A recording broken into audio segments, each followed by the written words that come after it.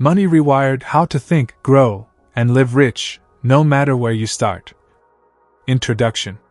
What I wish someone had told me at 25. I need to tell you something that might make you angry. Almost everything you've been taught about money is wrong. Not wrong in the technical sense. The math works, the compound interest tables are accurate, the investment principles are sound. Wrong in the way that matters most. Nobody told you that your biggest money problem isn't what you know. It's what you feel. I've spent 4 decades making money, losing money, building wealth, making stupid decisions, and finally, understanding how this whole thing actually works. And the biggest revelation wasn't about investments or budgets or tax strategies. It was this: your relationship with money was decided before you ever earned $1, and until you understand that, you're going to keep making the same mistakes over and over again, no matter how much you earn. Let me tell you where I was at 25. I had a decent job, no real debt, and absolutely no idea what I was doing. I thought making more money would solve all my problems. I thought people who were good with money just had some natural talent I didn't have. I thought wealth was something that happened to other people, the lucky ones, the smart ones, the ones who had connections or inheritances or opportunities I'd never get. I was wrong about all of it. By 30, I was making twice what I made at 25 and somehow had less money. By 40, my income had tripled from my 20s, but I was still living paycheck to paycheck, still stressed about money, still feeling behind. The problem wasn't my income. The problem was between my ears. I'm not going to tell you I figured it all out and became a millionaire by 35. That's not this story. This is the story of someone who made every mistake in the book, learned the hard way, started too late, and still managed to build something. Because here's the secret they don't tell you: you don't have to be perfect. You don't have to start with advantages. You don't even have to start young. You just have to start, and you have to understand why you've been getting in your own way. This book isn't about get-rich-quick schemes or complex investment strategies. There are already thousands of books about that. This book is about something more fundamental: the psychology of money. The invisible scripts running in your head that determine every financial decision you make. The reasons smart people stay broke. The difference between being rich and being wealthy. The mental rewiring that has to happen before any strategy or tactic will actually work.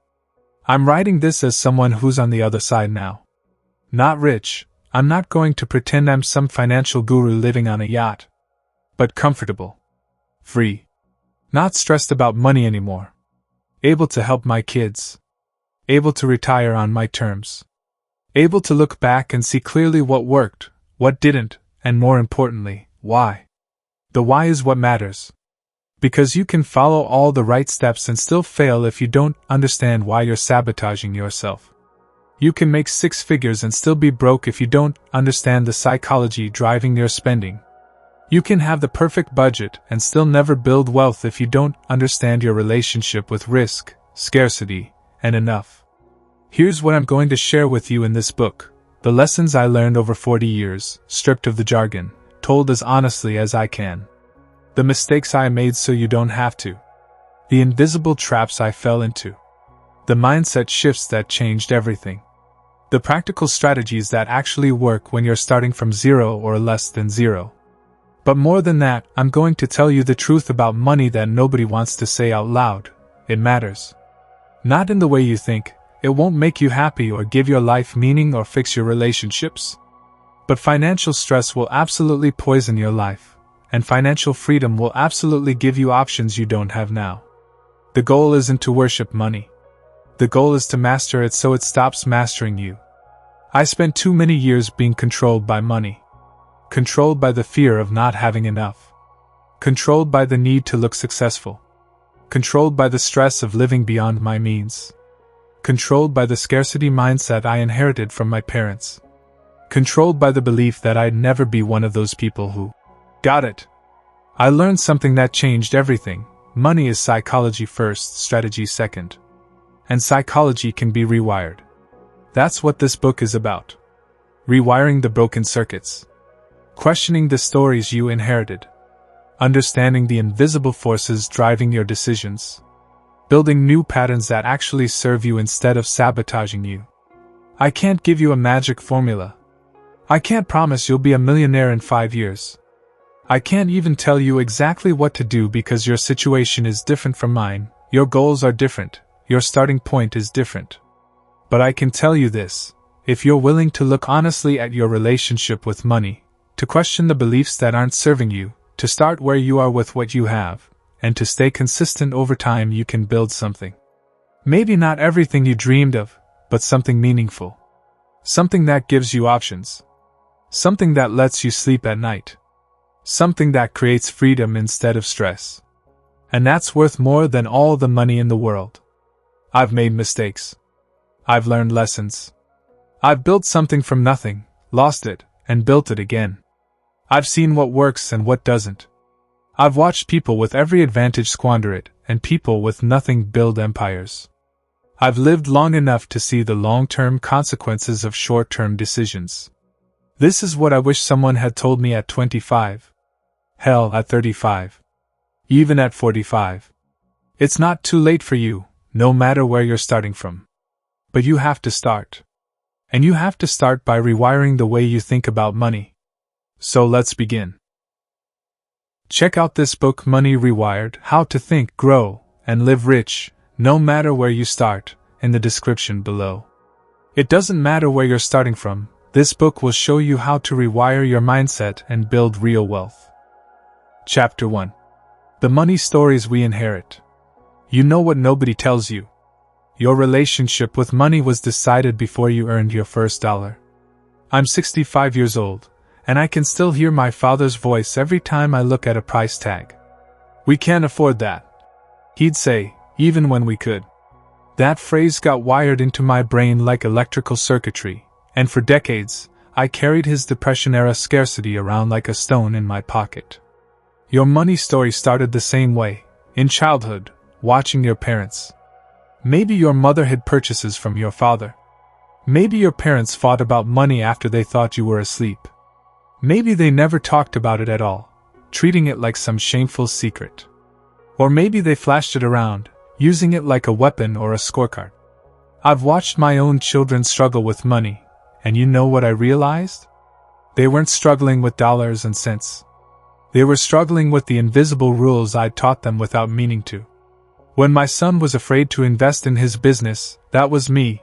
That was my father's voice coming through 2 generations later, still whispering that it's safer to hold tight than to reach for more. Here's the truth that took me 40 years to understand. Until you identify the money story you inherited, you're not living your life. You're performing someone else's script. You're making decisions based on circumstances that don't even exist anymore, avoiding risks that aren't really there, or chasing things that won't actually make you happy. The first step to rewiring your relationship with money isn't a budget or an investment strategy. It's an excavation. You've got to dig up those old stories and look at them in the light. Where did you learn that wanting money is greedy? Who taught you that rich people are corrupt? When did you start believing you're just not good with money? These aren't facts. They're stories. And here's the beautiful thing about stories: once you see them for what they are, you can write new ones. Chapter 2. The Scarcity Trap. And why your brain keeps you poor. Let me tell you about the dumbest financial decision I ever made. It was 1989, and I had a chance to buy into a commercial property with 3 other guys. The numbers made sense. The location was perfect. But I said no. You want to know why? Because I was afraid. Not afraid of losing money, afraid of not having enough cash sitting in my checking account where I could see it. That property is worth 8 times what it was then. My share would have set up my retirement beautifully. But I chose the illusion of security over actual opportunity. That's what scarcity thinking does. It makes you hold on so tight you can't grab anything new. Your brain evolved over millions of years to keep you alive, not to make you wealthy. Back when we were dodging predators and foraging for berries, the guy who worried about scarcity survived. The guy who took big risks? He got eaten by a tiger. So your brain is wired to see threats everywhere and to hold on to resources like your life depends on it. But we're not running from tigers anymore. The same instincts that kept your ancestors alive are now keeping you broke. Scarcity thinking shows up in 1,000 small ways. You won't spend money on a course that could advance your career because it's too expensive. But you'll spend twice that much on things you don't need because they're on sale. You won't invest in the stock market because it feels risky. But you'll keep your money in a savings account where inflation is guaranteed to eat it alive. You'll work yourself to exhaustion at a job you hate because it's secure. While the truly secure people are the ones who built skills and relationships that make them valuable anywhere. Here's what I learned the hard way: scarcity is often an illusion. Real scarcity is rare in the modern developed world. What's common is the feeling of scarcity, and that feeling will sabotage you faster than actual poverty ever could.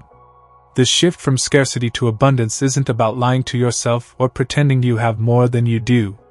It's about training your brain to see opportunities instead of just threats. It's about understanding that the biggest risk isn't losing what you have, it's never building anything better. Chapter 3: Rich versus Wealthy. And why most people chase the wrong one. I've known a lot of rich people in my life. Big houses, fancy cars, expensive watches. And I've known a lot of wealthy people too.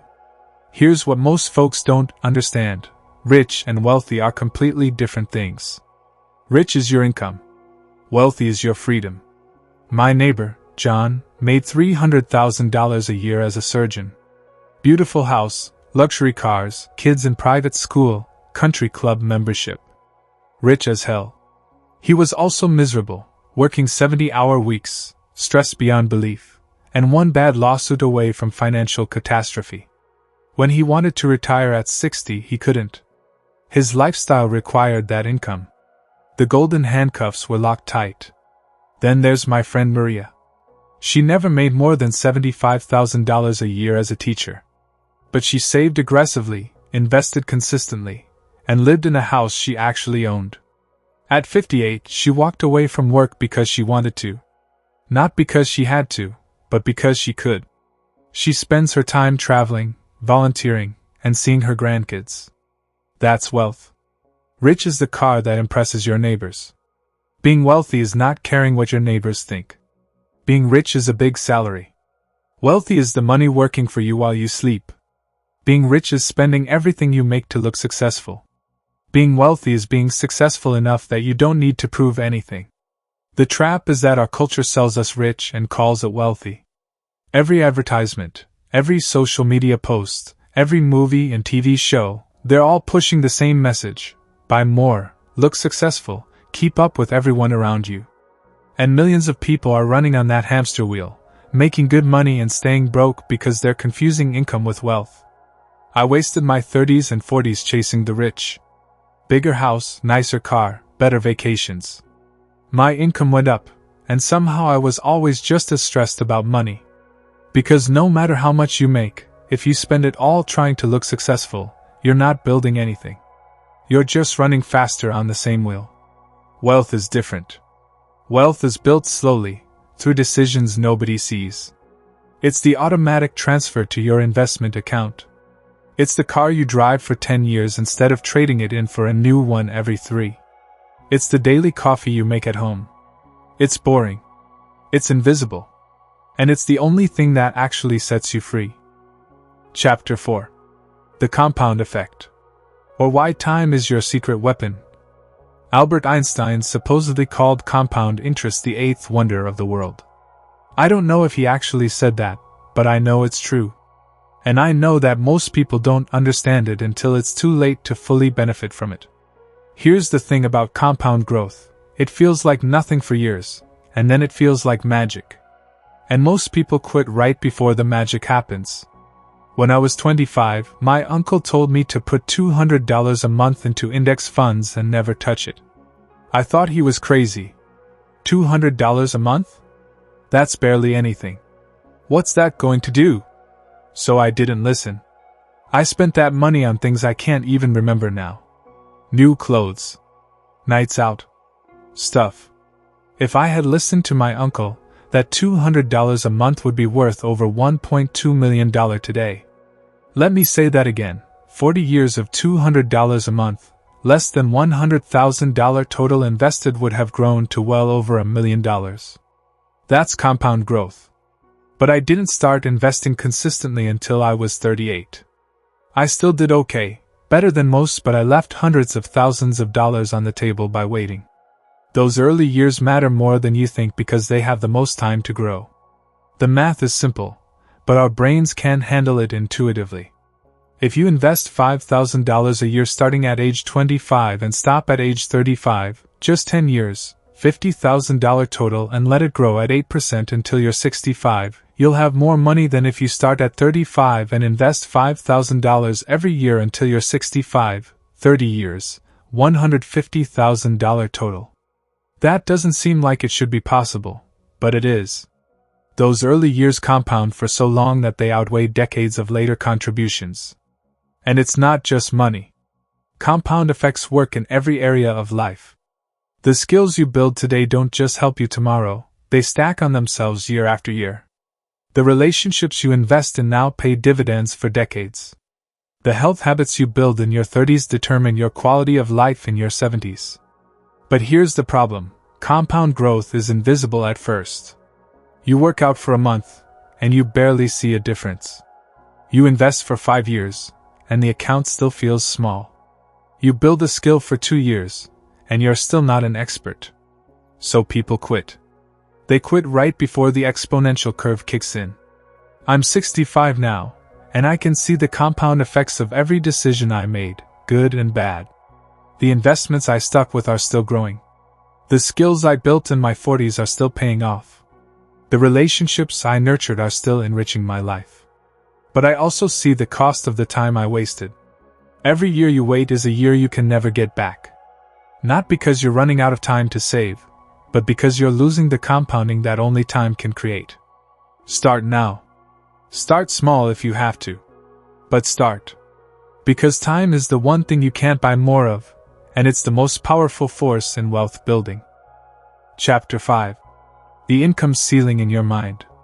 For 15 years, I made between $48,000 and $52,000 a year.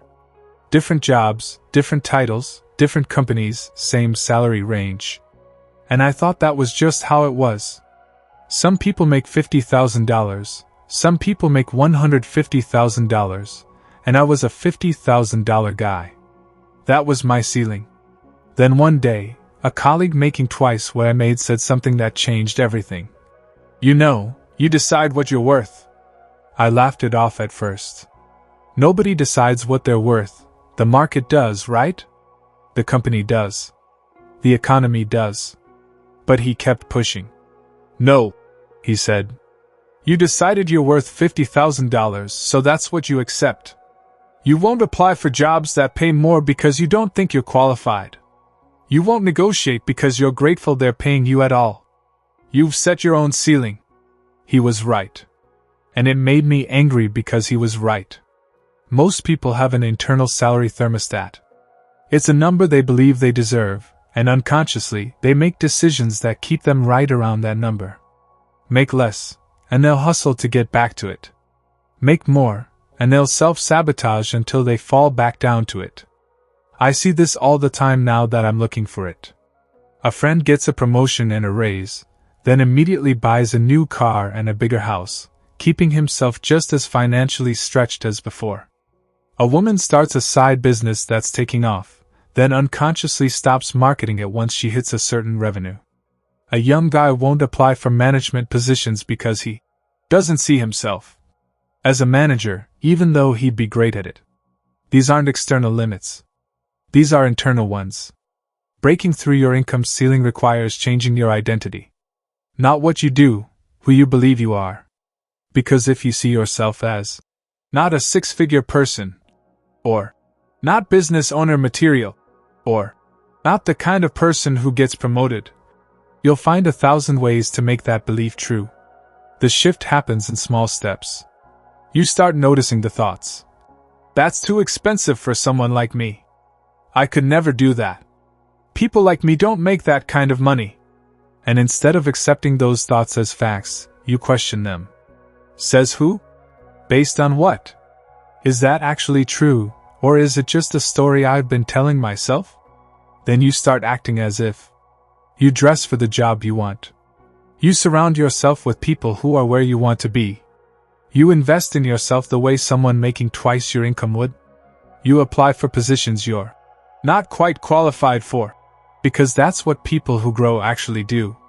I broke through my ceiling at 41. Started making $85,000, then $110,000, then more. Same person, same skills mostly, but different beliefs about what I was worth. And here's the thing, once you break through one ceiling, you realize they're all imaginary. There's no limit except the one you accept. Chapter 6. The relationship between money and happiness. Everyone says money can't buy happiness, and they're right. But being broke can definitely buy you misery. I've been poor, and I've been comfortable, and let me tell you, anyone who romanticizes poverty has never actually been poor. There's nothing noble about choosing between groceries and medicine. There's nothing character-building about the constant, grinding stress of not knowing if you can keep the lights on. But here's what I learned, money solves money problems. That's it. Once your basic needs are covered and you have a reasonable cushion for emergencies, more money doesn't actually make you happier. Study after study shows this. The happiness boost from going from $40,000 to $75,000 a year is huge. The boost from $75,000 to $150,000? Minimal. From $150,000 to $500,000? Basically zero. So why do people keep chasing more? Because we're confusing two different things, happiness and status. Money can definitely buy status. Bigger house, fancier car, more impressive vacation photos. But status is a trap. It's a game you can never win because there's always someone with more. And the thing about status is that you have to keep feeding it. You're not buying things to enjoy them, you're buying them to be seen enjoying them. I wasted a decade of my life in this trap. Always looking at what other people had, always feeling behind. Made good money, spent it all trying to keep up. I was miserable. The shift came when I stopped asking, "How do I make more?" and started asking, "How much is enough?" That question changed everything. Enough is a number. It's specific. It's the amount you need to live the life you actually want, not the life Instagram says you should want. For me, it was enough to own my home, take one good trip a year, have hobbies I enjoy, help my kids when they need it, and not worry about unexpected expenses. Once I hit that number, everything extra went toward freedom, paying off debt, building investments, creating options. And here's the beautiful paradox. Once I stopped chasing more for the sake of more, I actually got happier. And I made better money decisions because I wasn't making them from a place of fear or insecurity. The happiest people I know aren't the richest. They're the ones who figured out what enough means to them and then built their lives around that. They've got time for the people they love. They do work that matters to them. They're not stressed about money because they're living below their means and building wealth slowly. Money is a tool. It can build a good life, but it can't create meaning. It can buy comfort, but it can't buy purpose. It can provide security, but it can't provide fulfillment. Figure out what you actually need to be happy. Then earn that. Everything else is just noise. Chapter 7. The Power of Multiple Income Streams. I lost my job at 53. 22 years with the same company, good performance reviews, solid retirement account building. Then a merger, a reorganization, and suddenly I was out. Just like that. That's when I learned the most important lesson about income: never depend on just one source. For 2 decades, I'd put all my faith in that single paycheck. I thought loyalty mattered. I thought being good at my job was enough. I thought the company would take care of me. And when that income disappeared overnight, I was scrambling. Sure, I had savings and unemployment, but psychologically, I was devastated. My entire identity and security had been tied to one income stream, and when it dried up, I felt like I was drowning. Compare that to my friend Thomas. He had his day job, sure. But he also had a rental property that covered its own mortgage and threw off a little cash each month. He did consulting on the side. He had investments that paid dividends. When his company downsized, he was disappointed, but he wasn't desperate. He had options. His life didn't collapse because one stream dried up. That's the difference between fragile and resilient. The wealthy understand this instinctively. They don't have a job, they have income streams, plural.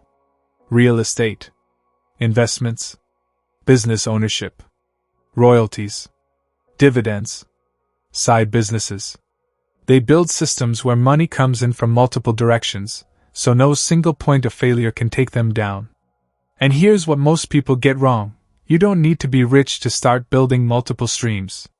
You just need to start. Maybe it's renting out a room in your house on Airbnb. Maybe it's a side consulting business using the skills from your day job. Maybe it's starting an online store or creating a digital product.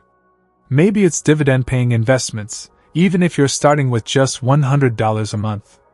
The amount doesn't matter at first, the diversification does. I started rebuilding at 53. Bought a small duplex and lived on one side. I started consulting in my industry. Built a small portfolio of dividend stocks. None of these individually replaced my old salary, but together? They gave me security I never had even when I was securely employed. And here's the beautiful thing about multiple income streams. They compound in ways a single salary never can. Your investments grow. Your side business builds reputation and clients. Your rental property appreciates while paying down the mortgage. 10 years later, those small streams have turned into rivers. The most dangerous phrase in personal finance is, "I have a good job." Because what you have is a single point of failure. You're one recession, one health crisis, one corporate restructuring away from zero. Build multiple streams. Start small. Start now. Because the best time to dig a well is before you're thirsty. Chapter 8. Living rich today while building wealth tomorrow. Here's the tightrope everyone struggles with. How do you enjoy your life now without sabotaging your future? I've watched people make both mistakes. I've seen people sacrifice everything for some imaginary future that never comes, working themselves to death, missing their kids' childhoods, postponing joy indefinitely. And I've seen people live like there's no tomorrow, spending every penny on today and ending up old and broke with nothing but regrets and debt. Both paths lead to misery. The truth is somewhere in the middle, but finding that middle is the work of a lifetime. When I was 35, I was so focused on saving for retirement that I wouldn't take my family on vacation. I wouldn't go out to dinner. Wouldn't spend money on experiences because we need to save. You know what I was saving for? Some magical future when I'd finally be happy. Except I was missing the present entirely. My kids were growing up, and I was too busy optimizing my 401k to notice. At 45, I overcorrected. I started spending more freely, upgrading the lifestyle, enjoying the money I was making. And I wasn't being reckless.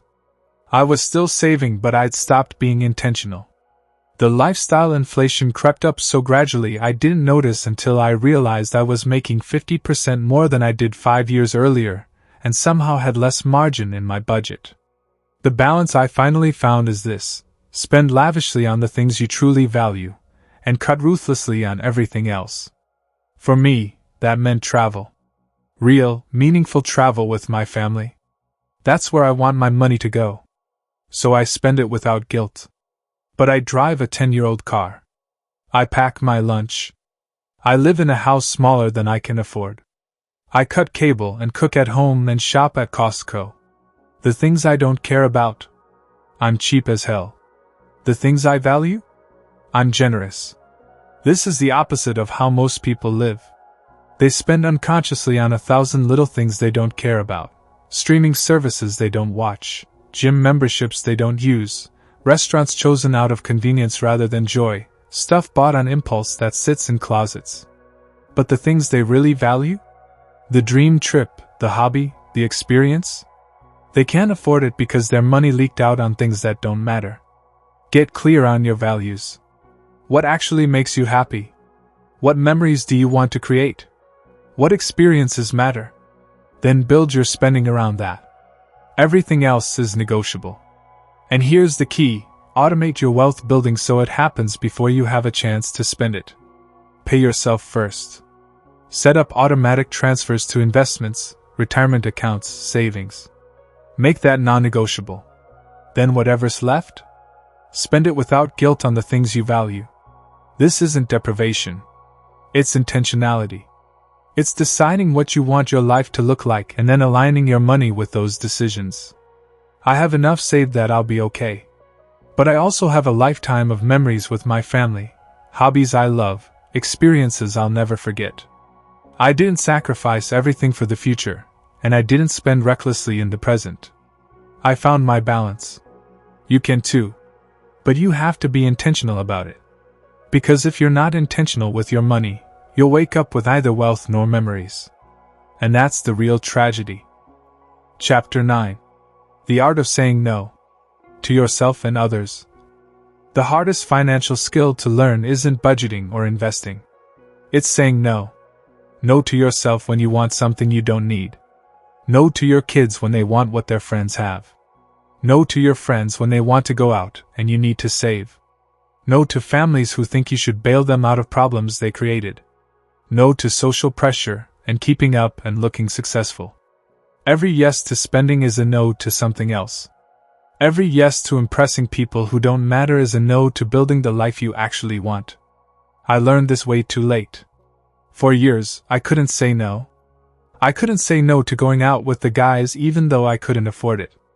I couldn't say no to buying my kids everything they wanted because I felt guilty about working so much. I couldn't say no to family members who needed to borrow money that we both knew they'd never pay back. I couldn't say no to the social pressure of keeping up with neighbors who were probably in debt up to their eyeballs. Every yes cost me thousands of dollars, sure. But more than that, it cost me progress toward the life I actually wanted. Every dollar I spent trying to look successful was a dollar I didn't invest in becoming actually successful. The breakthrough came when I realized something. Every time I said yes when I meant no, I was choosing someone else's priorities over my own. I was letting other people decide how my life would turn out. Saying no gets easier when you're clear on your yes. What are you saying yes to?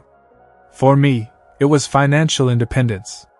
It was being able to retire on my terms. It was not being stressed about money. Once I was crystal clear on that yes, the no's got easier. No, I'm not buying a new car just because I got a raise. I'm saying yes to building wealth. No, I'm not going on that expensive guy's trip to Vegas. I'm saying yes to freedom. No, I'm not lending money I can't afford to lose. I'm saying yes to my family's security. The people in your life won't always understand. Some will call you cheap. Some will make you feel guilty.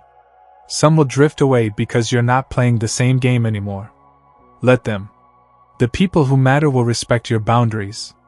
And the ones who don't? They were never really in your corner anyway. Your kids especially won't understand at first.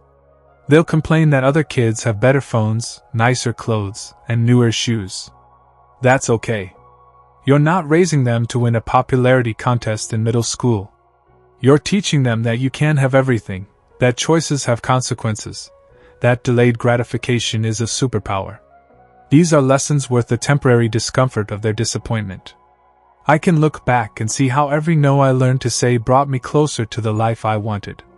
And every yes I should have said no to keep me stuck. Learn to say no. Practice it. Get comfortable with the discomfort of disappointing people. Because the only person you can't afford to disappoint is yourself. Chapter 10. Building wealth with what you have, not what you wish you had. I wasted my 30s waiting. Waiting to get a better job. Waiting to make more money. Waiting for the right time to start investing. Waiting for things to be perfect before I made a move. You know what happened while I was waiting? Nothing. Absolutely nothing. Meanwhile, my buddy Carlos was building wealth with the $35,000 a year he made as a teacher. He couldn't afford to max out his retirement account, so he put in 6%. He couldn't afford to buy a house in the neighborhood he wanted, so he bought a fixer-upper in a neighborhood that was okay and slowly made it better. He couldn't afford to invest thousands a month, so he invested $200. 20 years later, Carlos retired early with a paid-off house worth 3 times what he bought it for and a retirement account that made my better-paying career savings look pitiful. Because while I was waiting for perfect conditions, he was building with what he had. Here's the truth that took me too long to learn. You don't need perfect conditions to start building wealth. You need to start with whatever you have right now, from wherever you are. You think you need to make 6 figures to invest? People making $30,000 build wealth every day. You think you need to wait until you pay off debt? You can do both. You think you need to wait until you're older and wiser?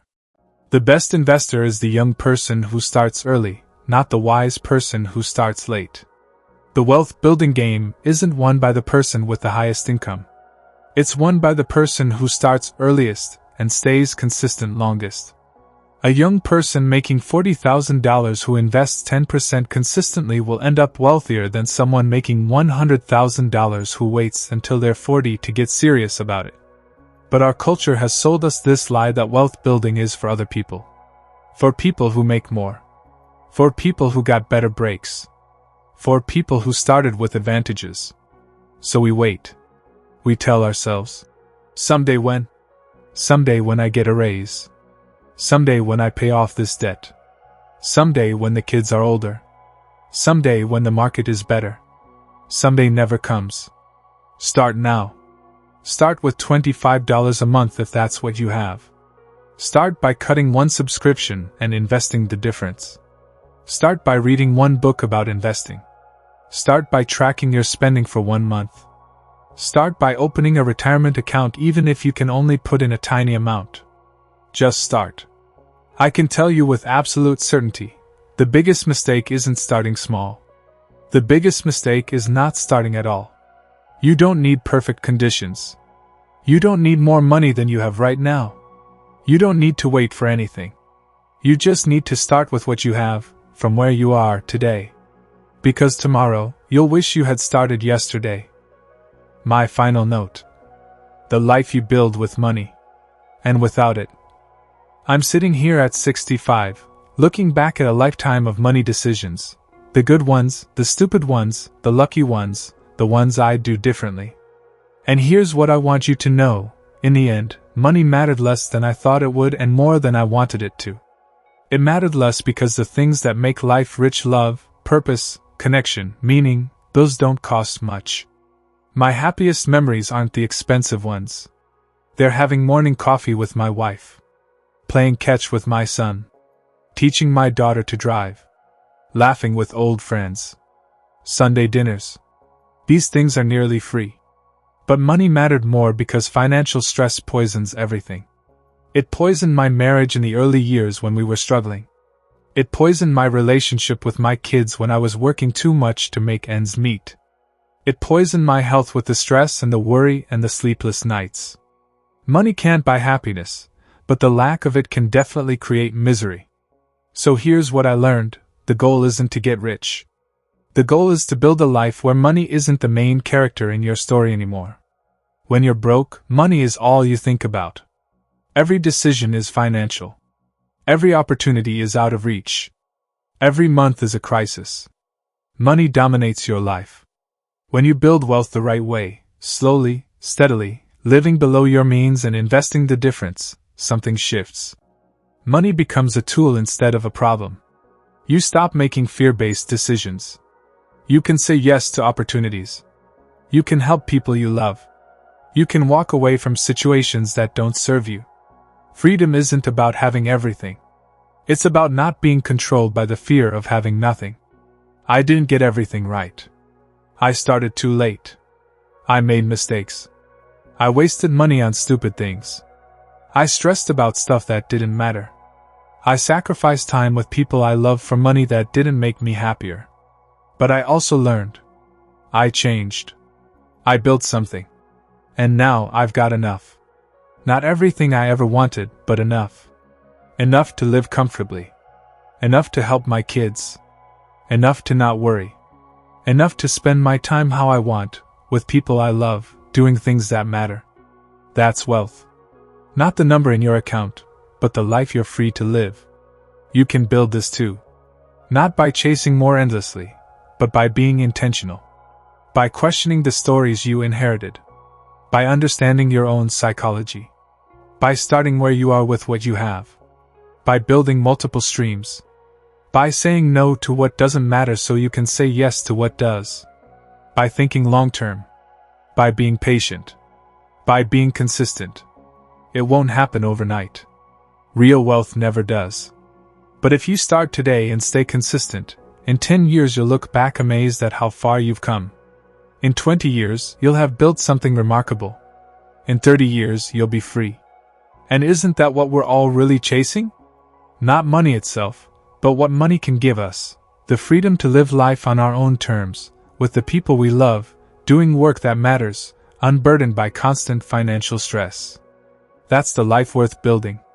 And it's available to you, no matter where you're starting from. Start today. Start small. But start. Your future self will thank you.